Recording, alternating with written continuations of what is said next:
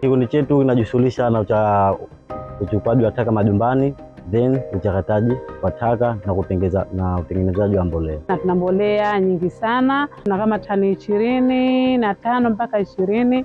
Wateja wetu wengi ni wakulima, watu wa mmoja na mahoteli.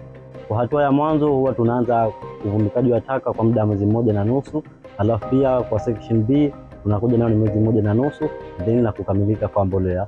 Pia katika kugeuza kwake inakuwa ni chumba hadi chumba, tunageuza kuifesi ile chumba ili kwa ajili ya kubadilisha joto pamoja na ile mandhari ya kile chumba na ile mbolea ili isije kaungua.